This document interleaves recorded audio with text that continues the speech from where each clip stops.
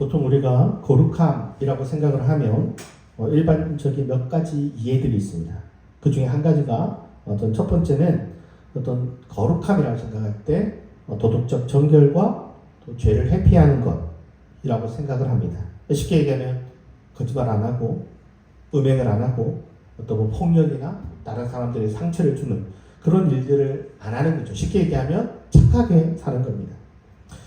그리고 그런 방법 중에 가장 잘 먹히는, 쉽게 먹히는 방법을 술, 담배 안 하는 것으로 퉁치는 예가 많은 것 같습니다. 술, 담배를 안 하면 나름 착하게 사는 삶이다 라고 생각하는 거죠. 그래서 부흥에 가면 술, 담배 그것만 안 하면 된다 라는 식의 설교를 들었던 적들이 종종 있습니다. 죄 안 짓고 착하게 사는 방법을 가장 간단하고 표면적인 방법으로 생각하는 것이 술, 담배 안 하는 거라는 거죠.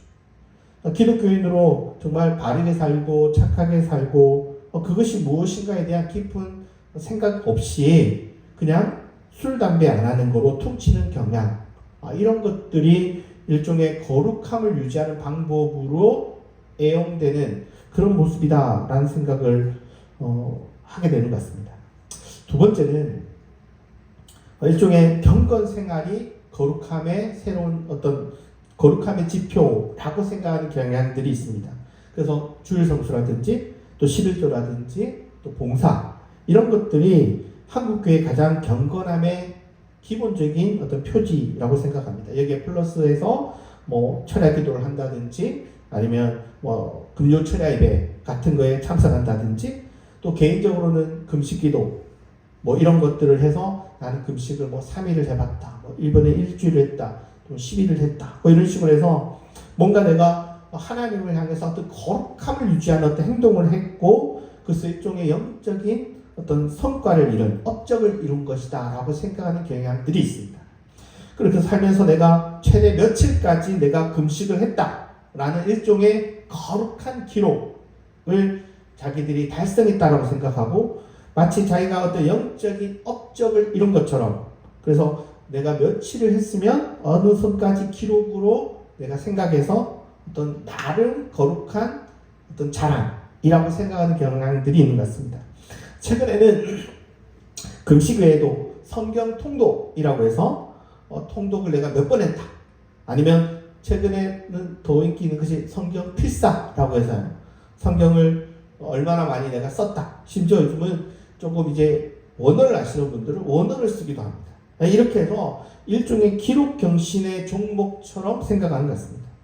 여기에 매일 기도한다든지 아니면 성경을 읽고 묵상한다든지 이른바 큐티를 하는 거죠.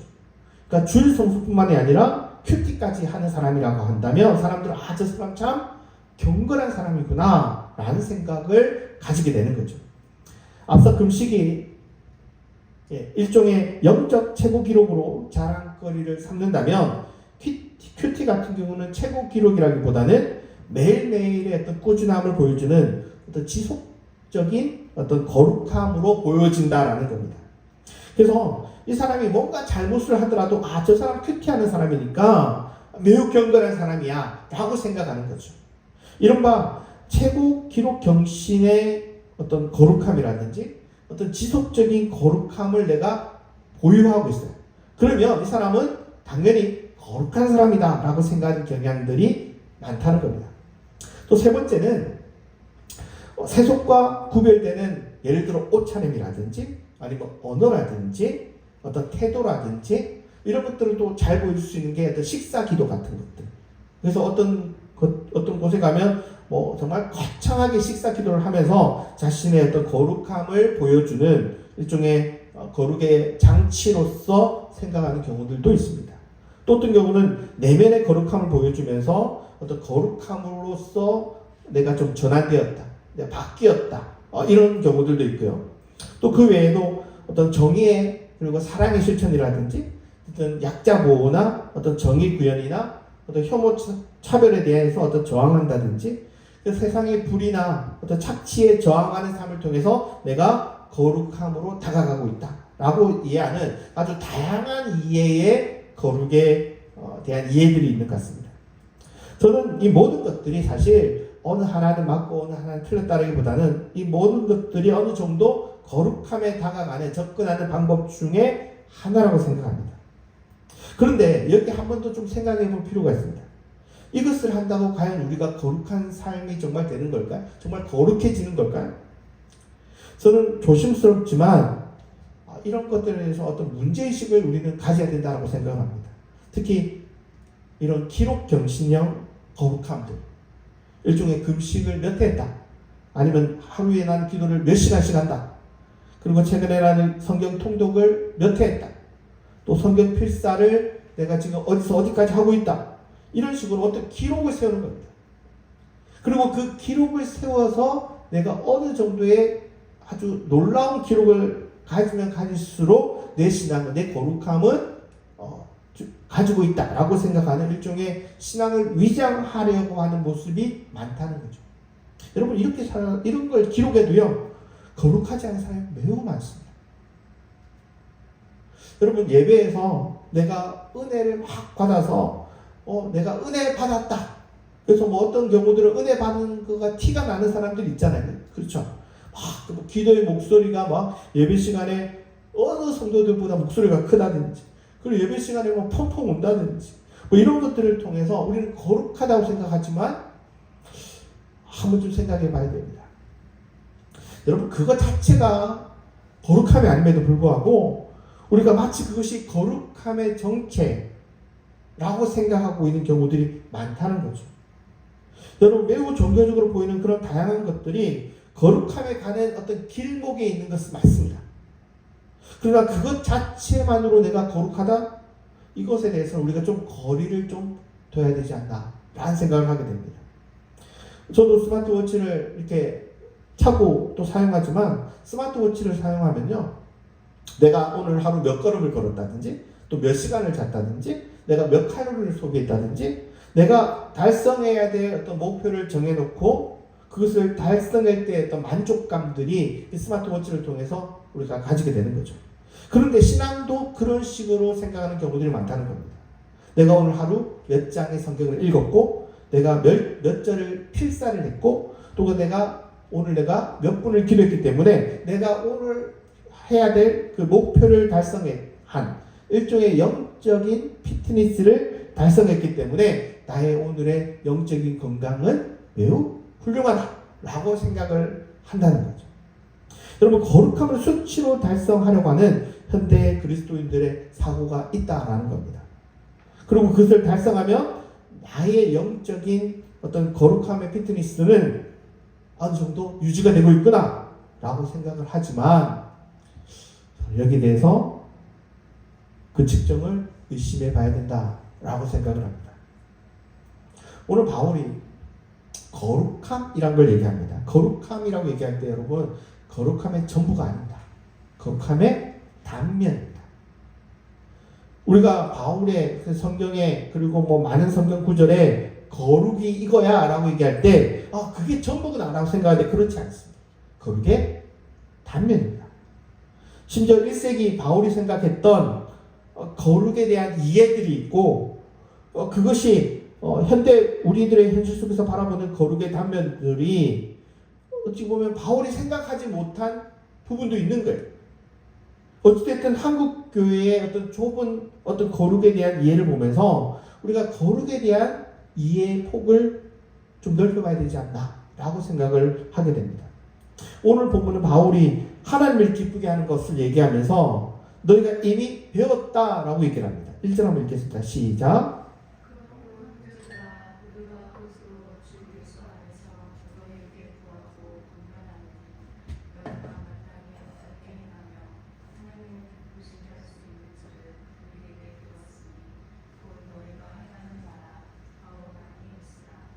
여러분, 하나님을 기쁘게 하는 것이 뭘까요?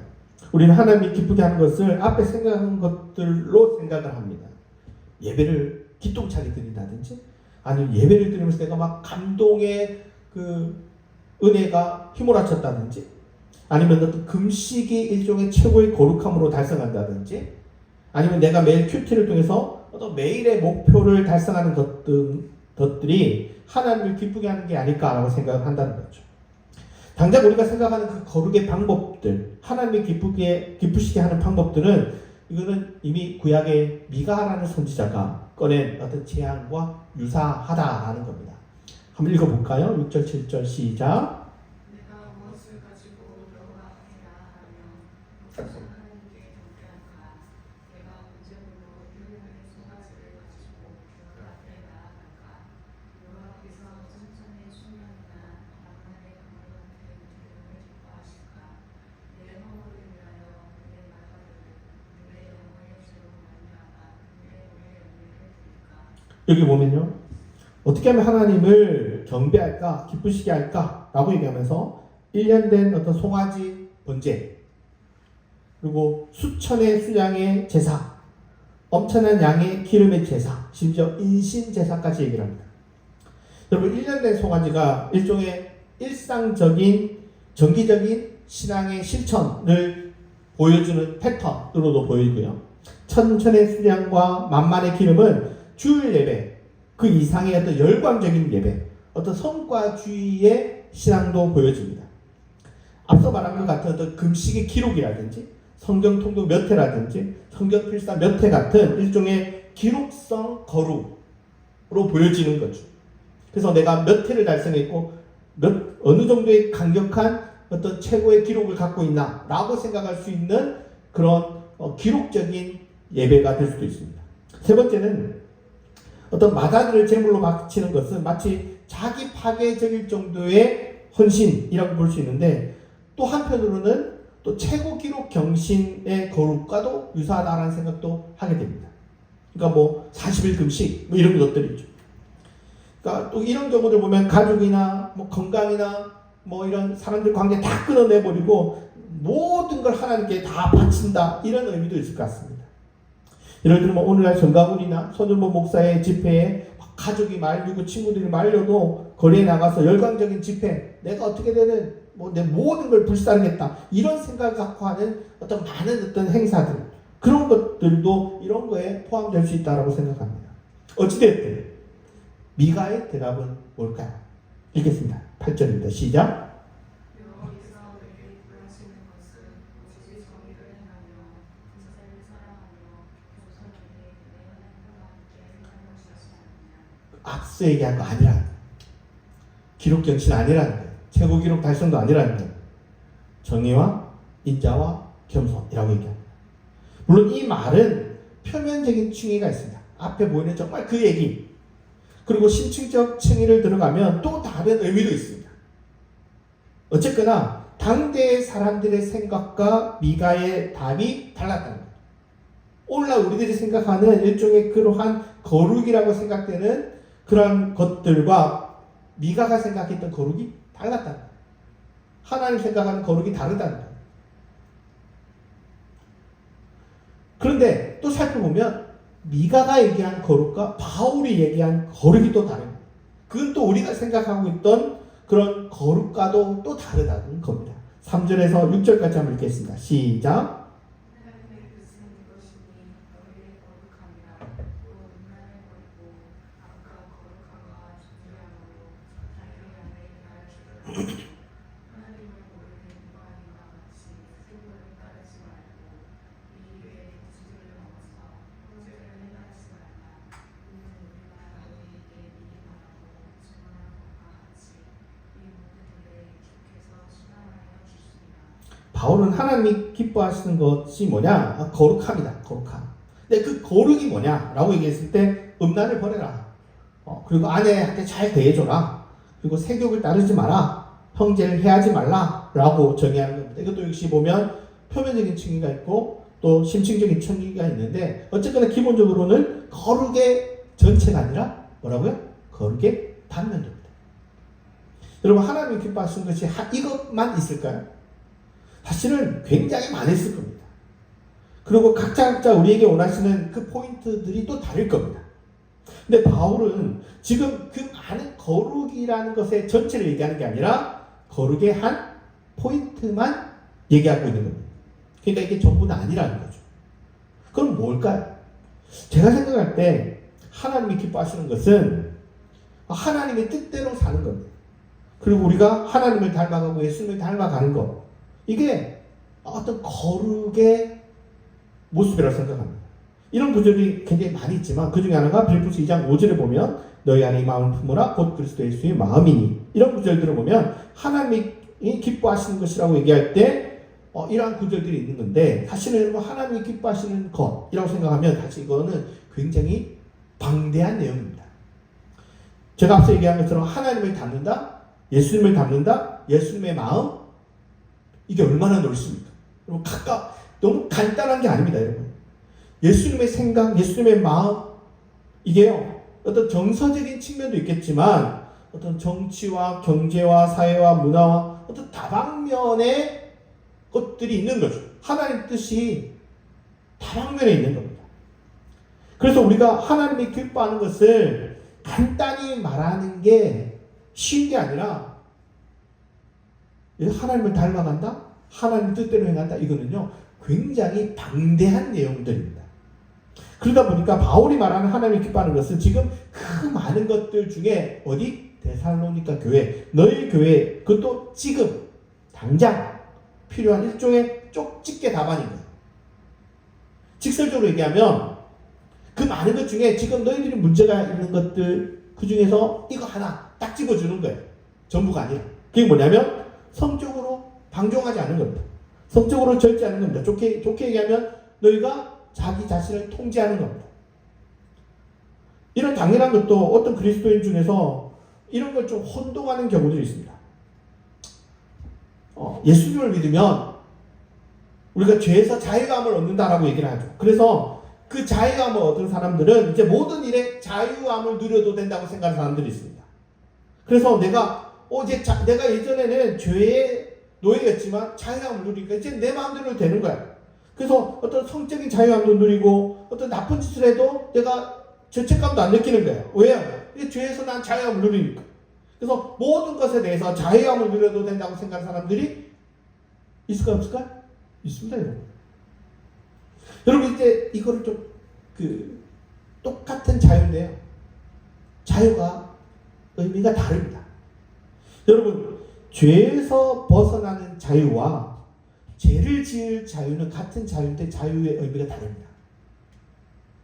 여러분, 죄에서의 자유는 어떤 죄의 형벌로부터의 면제가 아니라 죄를 짓지 않을 수 있는 능력을 회복하는 겁니다. 그래서 죄에서 자유함을 얻었다 하는 그 자유와 우리가 생각하는 이제 내가 자유함을 가졌으니까 내 마음대로 행동해도 된다는 자유는 단어는 같은데 의미가 달라요. 의미가 다릅니다. 여러분, 죄에서 자유함을 얻었다라고 할 때 이 자유는 일종의 해방입니다. 그러니까 전에는 죄에 대해서 내가 아주 사로잡혀 있는 거예요. 그렇지만 이제는 내가 그 죄에서 해방된, 벗어난 겁니다. 그런 의미의 자유라면 우리가 내 마음대로 행해도 된다라는 그 자유로운 행동과는 의미가 다른 거예요. 그는 일종의 그 앞에서 얘기한 그 자유와 의미가 다릅니다. 쉽게 얘기하면 여러분, 죄의 감옥에서 예전에 살았어요. 그런데 이제 거기서 벗어나서 더 이상 죄에 속박된 삶에서 사는 게 아니라 거기서 해방된 거예요. 거기서 벗어나는 자유를 얻게 된 거예요.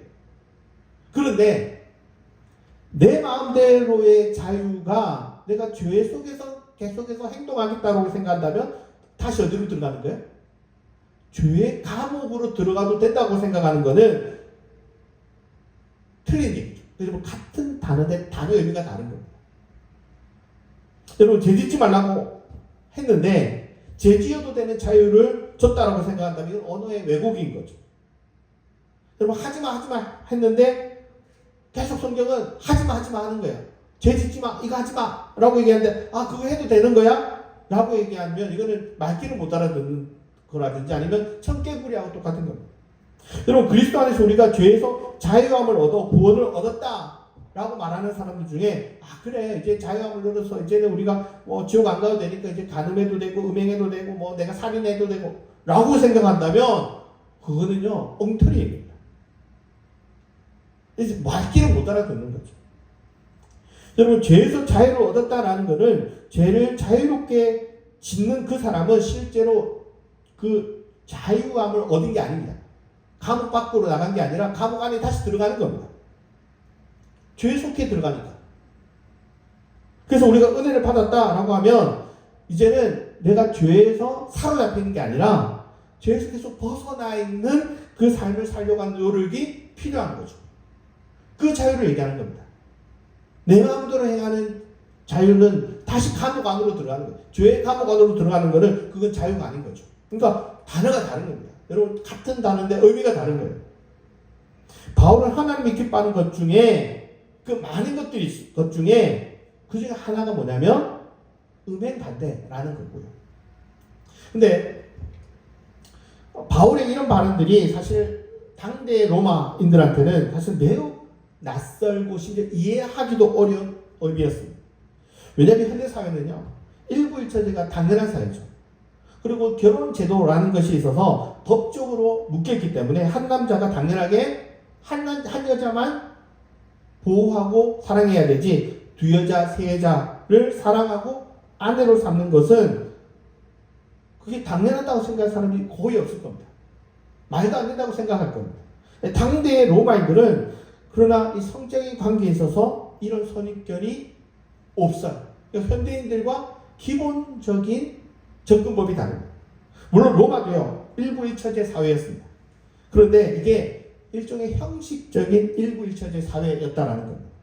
법적으로 한 명의 아내를 두지만 다른 이성과 어떤 성적인 관계를 맺는 것에 대해서 전혀 이상하게 생각하지 않던 사회였습니다. 아내는 단순히 가문의 어떤 후계자를 생산하기 위한 어떤 법적인 제도에 들어가 있는 거예요. 그래서 아내는, 그러니까 법적인 아내는 그냥 내 자녀를 낳아서 잘 키우기만 하면 되는, 그래서 법적인 가문을 이어갈 수 있는 법적인 관계일 뿐이에요. 사랑도 안 하는 경우들이 태반입니다. 그래서 첩을 두는 것에 대해서 전혀 문제의식을 가지지 않았습니다. 사실혼 관계인데 아내로까지 법적인 지위를 주지 않고 첩으로 두고 함께 사는 경우들이 많이 있죠. 근데 그것만이 아닙니다. 일종의 정부도 따로 뒀습니다. 그런데 유부녀와의 간통은 사회적으로도 비난을 받고 또 법적으로 처벌을 받지만 없지는 않았어요. 오히려 남성이 또 다른 어떤 성적인 파트너로서 매춘부와 관계를 가진 것에 대해서도 전혀 비난의 여론이 없었습니다. 오히려 당연한 것이고 매춘부가 정말 곳곳에 있고요. 그리고 그 매춘부들도 일종의 사회적으로 인정받던 직업군이었습니다.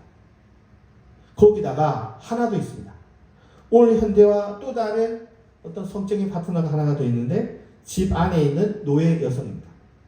노예 여성은요, 아내도 아니고요, 첩도 아니고요, 그냥 노예인데 성적인 관계가 가능합니다. 다행히 노예 여성을 사랑해서 첩이라도 삼으면 그나마 나은 거고요. 성적으로 이용하면서도 첩으로 인정 안 하는 경우들도 있습니다. 심지어 이런 경우들은요, 그 첩이 결혼을 해도 이용합니다. 그러니까 첩은 그나마 법적인 아내는 아니더라고 하더라도 아내만큼 대우받고 살아요. 근데 노예 여성으로 그냥 계속 두고 있으면 어떤 노동도 시키고 성적으로 이용할 뿐만이 아니라 인간으로도 대우하지 않는 겁니다. 그러니까 노예 여성의 삶은 우리가 생각하는 것보다 훨씬 더 비참하던 시대였습니다. 문제는 유부녀와의 간통을 제외한, 그러니까 유부녀, 그러니까 일반 시민의 아내를 건드리는 것은 안 됩니다. 하지만 그거를 제외한 첩이든 정부든 어떤 노예 여성과의 성적 관계든 이것에 대해서 성적인 부도덕이라고 생각했던 여론이 존재하지 않던 시대였습니다. 그래서 어떤 현대사고의 어떤 성적인 부도덕이 그 시대는 오히려 정당하다라고 생각하던 시대였다라는 거죠. 그러니까 너무나도 당연하고 생각했던 이 사고에 바울은 어떻게 대처했냐?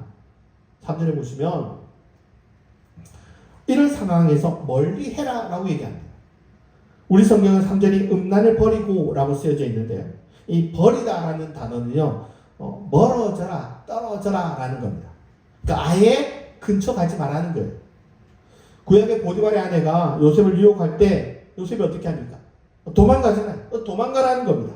그렇게 떨어져 있으라는 겁니다. 그러니까 죄의 경계선만 안 넘으면 되지가 아니라 아예 그 근처에 가지 말라는 거죠. 이게 당대의 일반적인 사람들과 믿음을 가진 사람들의 어떤 자세가 다르다는 거예요. 행동이 다르다는 겁니다. 근데 여기에서 단순히 앞서 얘기한 어떤 개인적인 성적인 파트너만 얘기하는 것이 아니라 당대 종교에서도요, 어떤 성적으로 보여지는 그런 종교들이 있습니다. 카미로스라든지 디오니소스라고 해서, 디오니소스는 우리가 잘 아는 그 포도주의 신이기도 하고, 바카스죠. 바카스 아시죠? 디오니소스가 바카스 신입니다.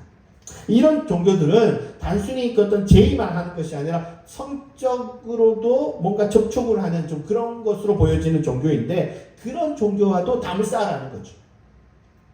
그러면 바울이 생각하는 이 성적인 순결의 선은 어디냐? 생각보다 여기에 학자들의 이견이 많습니다. 제가 오늘 이 부분은 아주 다양한데 그 다양한 견해를 다 얘기하지는 않고요. 우리 번역에서 보면 아내를 잘 대해라 라고 번역을 했지만 사실은 이 원문은 꽤나 난해합니다.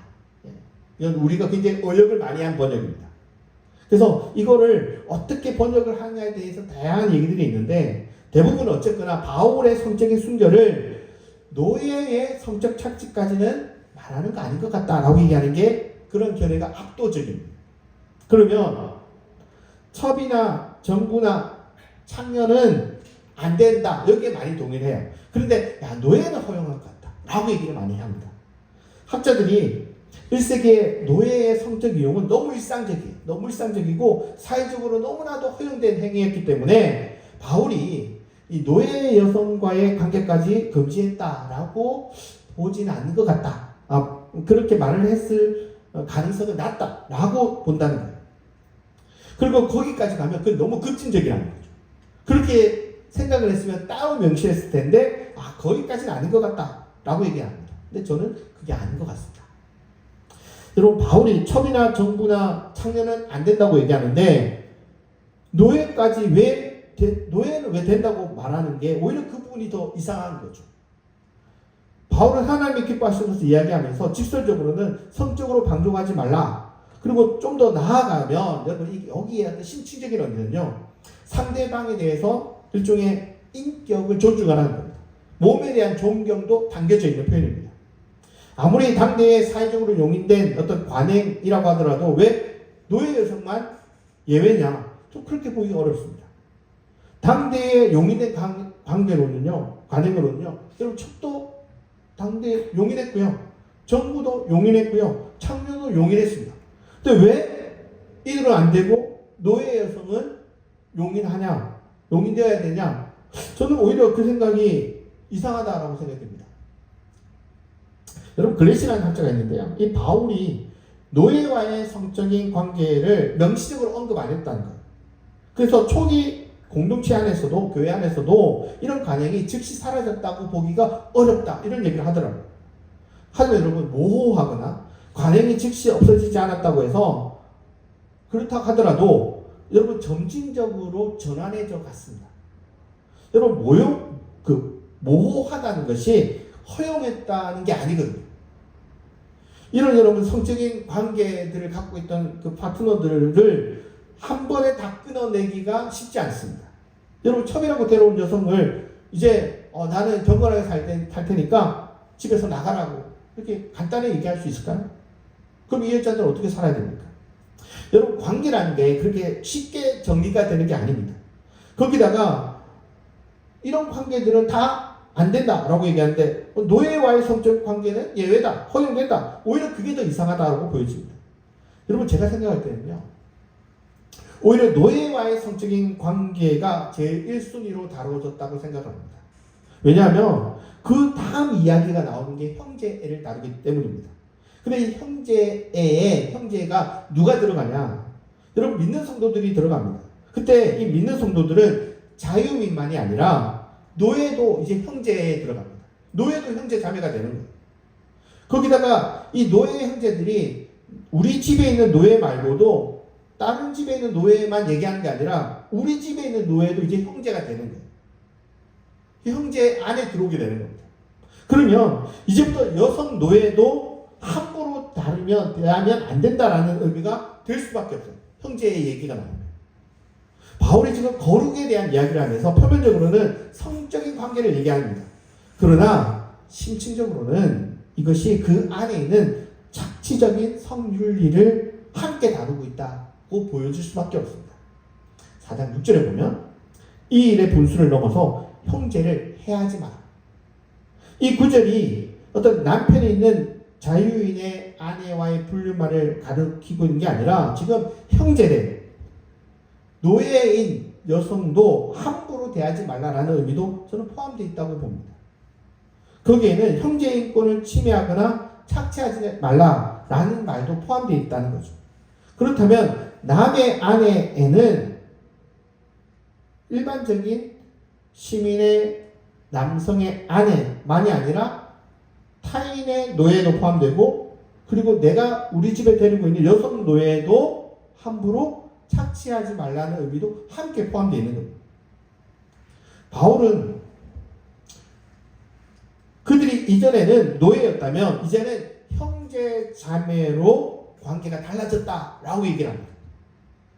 저는 하나님이 기뻐하시는 것에 단순히 성적인 금욕만을 가리키는 게 아니라 당대의 성착취적이고 어떤 사회적 지배 구조에 대한 어떤 전복의 의미도 함께 포함되어 있다고 생각합니다. 이전에는 힘만 가지고 있으면 뭐든지 다 해도 되는 사회였고 그렇게 생각하는 것이 고대 로마 남성들의 일반적인 이해였습니다. 그런데 이제는 네가 갖고 있는 힘만 보지 말고 타인을 생각해서 행동하고 바뀌어야 된다라는 새로운 패러다임이 교회 안에는 작동하고 있는 거예요. 여러분 이 구절이 여러분 단순히 보면 이제 나는 성적으로 순결해야지 라고 얘기하는 단순한 성적인 순결만 이야기하고 있는 것 같지만 심층적으로는 그것과 함께 다뤄지는 것이 어떤 성적이든 사회적이든 이런 착취 구조와 연결질 수밖에 없습니다. 그리고 그러한 것들을 이제 내가 깨뜨리고 새로운 형태의 인간관계, 인간 존중, 형제애를 가져야 된다라고 얘기하는 거예요. 지금 바울이 말하는 건 네가 개인적인 성경험이 있냐 없냐 이거 따지는 게 아닙니다.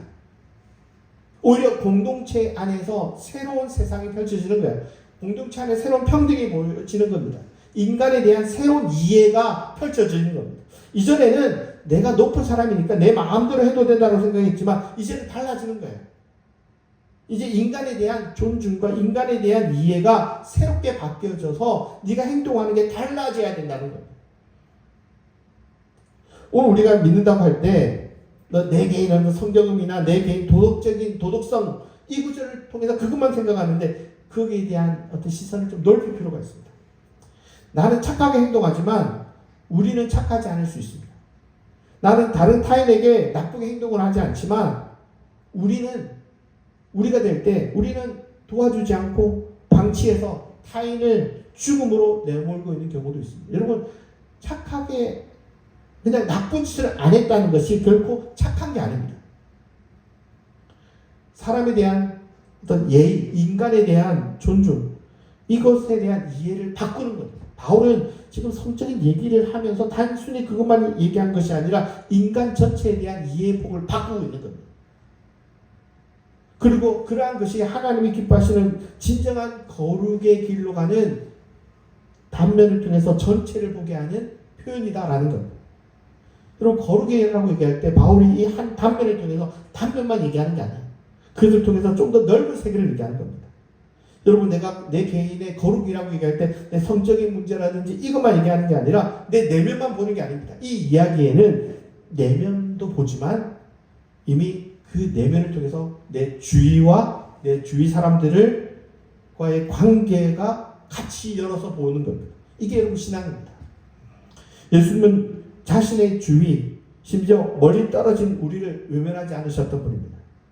우리가 우리의 관계 속에서 나만 집중해서 볼 것이 아니라 이 구절이 보여주는 것은 나가 아닙니다. 우리입니다. 우리가 보여질 때 내가 이전에는 나에만 집중해서 나만 봤다면 이제는 관계 속에서 타인을 존중하고 또 지배하지도 않고 또 타인의 내면까지 살펴볼 수 있는 그런 따뜻함을 가진 진정한 거룩의 길 속으로 들어가는 우리가 되기를 간절히 바라겠습니다. 기도하시겠습니다.